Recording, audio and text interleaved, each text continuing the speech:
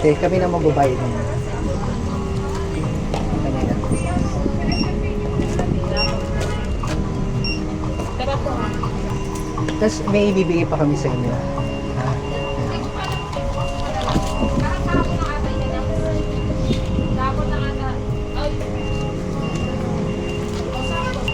Ate, sana ito makatulong sa inyo. Meron din tinapay para sa mga bata. Maraming salamat. Oo. Ilan po yung anak nyo? Iba po. Lima. Ano pong pinagkakabalahan nyo? Iba po. Pero yung husband niyo po? Wala po. Salamat po.